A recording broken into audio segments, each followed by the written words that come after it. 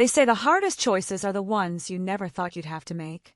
That night, I bit my lip, telling myself to resist, to walk away. But when his hand touched mine, when his eyes locked on me, I couldn't push him away. And that decision still haunts me. It was supposed to be an ordinary evening, nothing more. Just me, my closest friend, and the comfort of a house I had spent years in. I knew the walls, the rooms, the smell of the place. It felt safe, like a second home. But safety is a fragile illusion. And that night it shattered. She had gone upstairs, leaving me in the living room with the hum of the TV filling the silence. I didn't even realize at first that I wasn't alone anymore. But then, I felt it, the unmistakable awareness that someone was watching me. When I turned, it was him, her father, standing in the doorway, his eyes fixed on me in a way that made my stomach twist. There was no warmth in that look, no fatherly kindness I'd come to expect. It was heavy, deliberate, charged. My lips parted in shock, but no words came out. I bit down on them nervously, trying to mask the rush of panic and something else, something I didn't want to admit was there. And in that silence, something began that I wasn't ready for. He stepped into the room, slow and deliberate, as if he knew exactly how much space to take up, how much silence to let hang between us. I shifted on the couch, pretending to focus on the TV, but every nerve in my body was tuned to him. When he finally spoke, his voice was quiet, almost careful. "You've changed. You're not the little girl I remember running around here." My stomach flipped. It wasn't the words alone. It was the way he said them, measured, low, dripping with something unspoken. I wanted to laugh it off, brush it away as harmless, but my throat was too tight to form the words.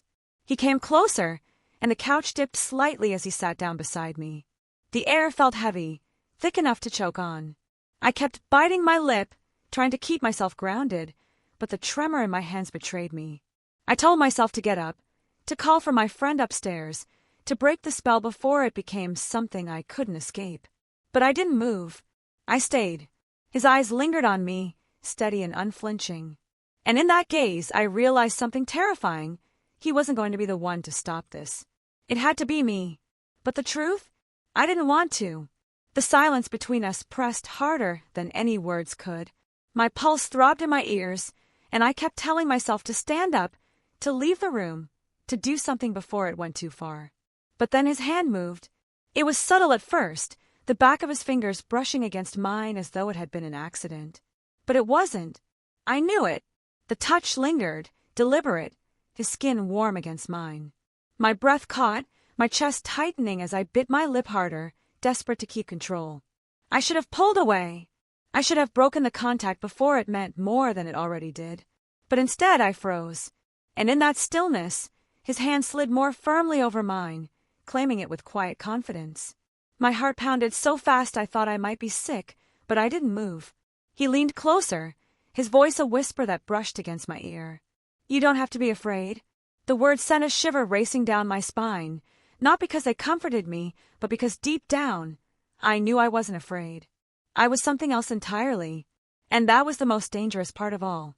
His hand didn't let go of mine, and the weight of it was heavier than anything I'd ever felt. My chest rose and fell unevenly, every breath shallow, like I was holding in a secret I wasn't ready to confess.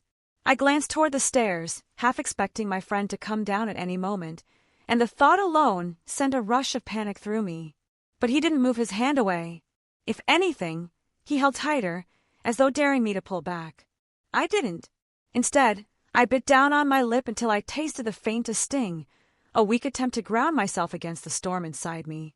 Because what I really wanted, the part of me I couldn't admit, was for him not to stop. He leaned closer, his shoulder brushing against mine, his presence swallowing the space I tried to keep between us. I could feel the warmth of him, steady and overwhelming, pressing against the fragile walls of my restraint.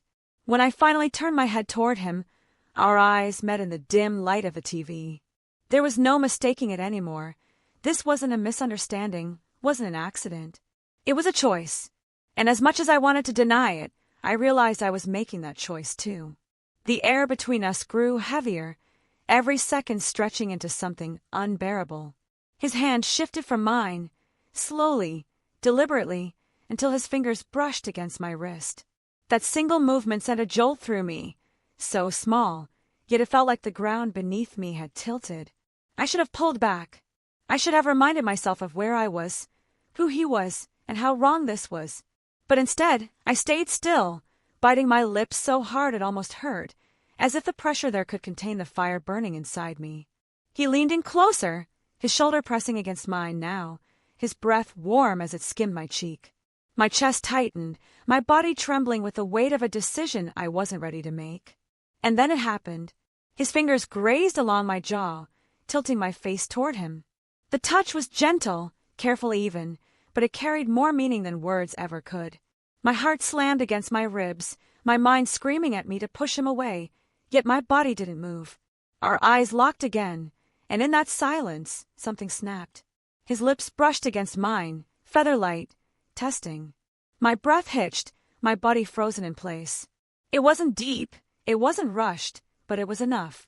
Enough to shatter the fragile barrier I'd been clinging to. And the worst part, I didn't push him away.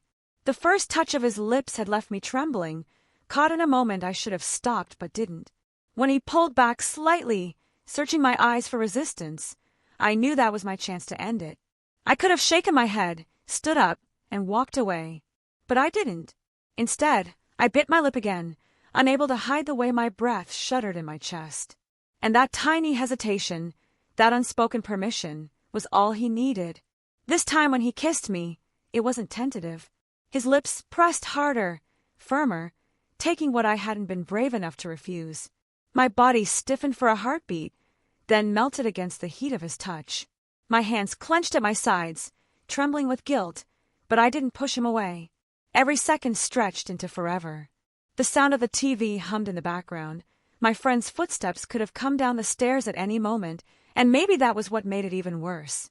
The danger of being caught, the weight of betrayal hanging just above us, it all made the fire burn hotter. When he finally pulled back, his thumb brushed against my cheek, lingering there as if to remind me that the choice had been mine too. My chest heaved, my lips tingled, and shame settled deep in my stomach. Because in that moment, I knew I'd crossed a line I could never uncross. The taste of his kiss still lingered, and I couldn't slow my breathing.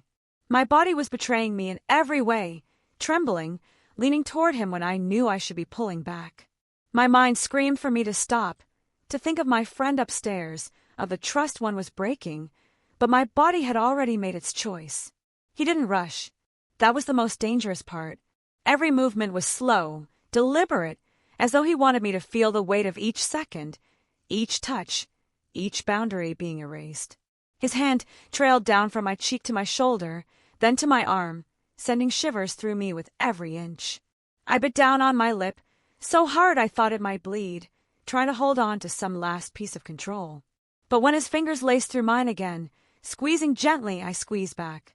It was small, almost nothing, but it was also everything. I should have pushed him away. I should have ended it right there. But instead, I tilted my head, allowing him closer, my chest rising and falling against his. The space between us no longer existed, and in that moment, I knew there was no going back. No excuse would erase it. No denial would undo it. I hadn't just let him cross the line. I'd stepped over it with him. His breath was warm against my neck as he whispered my name, and my knees nearly gave out beneath me. Every nerve in my body was on fire, every thought tangled between what I wanted and what I knew I should never allow. I told myself it was just the moment, just the silence of the house, just the way he looked at me like no one ever had before. But deep down, I knew the truth. It wasn't the house, or the timing, or even him. It was me. It was the part of me that craved to feel desired, to feel seen in a way I hadn't in so long. When his hands finally fell away, the air felt colder, emptier, as if he'd taken something from me I couldn't get back. I stood there, staring at him, my lips swollen, my heart pounding, my conscience screaming. I wanted to say, this can't happen again. I wanted to walk away, to erase it before it became something more. But when his eyes met mine, I said nothing. Silence was my answer, and silence was as guilty as a yes. Later, lying awake in bed, I replayed everything over and over, the way I didn't push him away, the way I leaned in, the way I let it happen. Shame wrapped itself around me tighter than any embrace ever could. And yet, beneath the shame, a dangerous truth burned quietly inside me. I knew if the moment came again, if he reached for me the same way, I wasn't sure I'd be strong enough to stop him.